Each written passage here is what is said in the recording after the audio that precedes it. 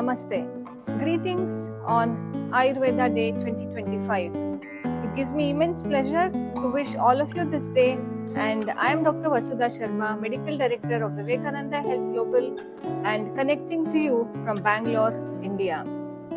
Ayurveda is an ancient traditional system of healing, and it has a lot of scientific depth in it. This time's theme of the Ayurveda Day is Ayurveda for people and planet. Very rightly said, it brings in the basic principles of Ayurveda, which is called Loka Purusha Samyata. How do we bring in the connectivity between the universe and ourselves? That is what the base of Ayurveda is all about. We talk about the three basic principles of Ayurveda, which are Vata, Pitta and Kapha, and these are the primary body constituents which make all of us. There is a variable definition of the Prakriti which is based on the three doshas. We have different other principles which connect to the human physiology, which are the Saptadhatu and the Trimala.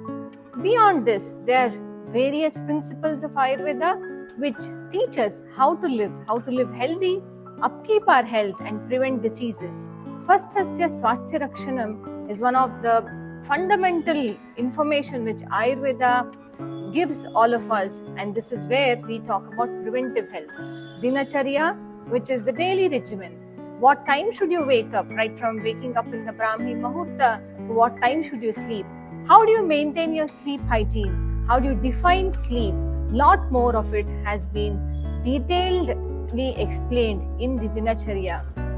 When we talk about Ritucharya, it defines the seasonal regimen an individual has to adapt. How do you live during summer? What is the care you have to take during summer? And why should you do that? Because you should prevent problems which are known to be raising during summer. This is how the science beautifully defines preventive health. It also talks about mental well-being in the form of Sadvritta. Psychological well-being is one of the major problems we find today. Therefore, it is essential that we bridge the mind-body gap and ensure that we bring in the best mind-body balance to stay healthy, because what controls us is definitely our mind.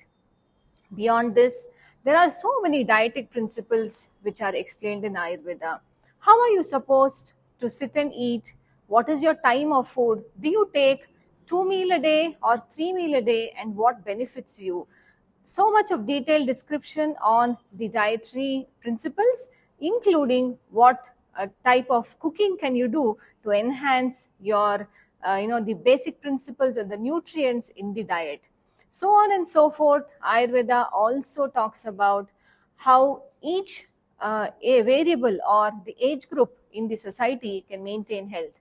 Therefore, we also have the 8 branches of Ayurveda which are called Ashtanga Ayurveda, and it also emphasizes on health for children, for women, for young adults and elderly.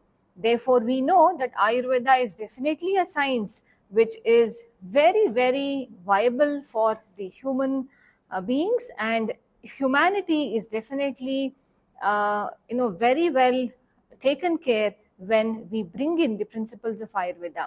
It's therefore important that we not only work on preventing health problems, but we also work on managing health problems, because we can give a very, very holistic management of health problems when we include Ayurveda in the treatment methodology, because we look at eliminating the root cause and we do not manage it symptomatically.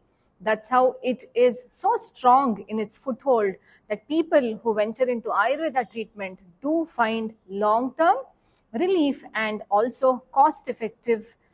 It has to be cost effective, and therefore it is. So all of us should be definitely grateful that we are in this society where a science like Ayurveda is available for us to stay healthy, and we should definitely encourage people around us to also imbibe Ayurveda in their daily routine, also imbibe Ayurveda into any form of treatment methodology if they are looking at. Let's therefore wish everybody good health today. Thank you very much. Sarve bhavantu sukhinah, sarve santu niramayaha.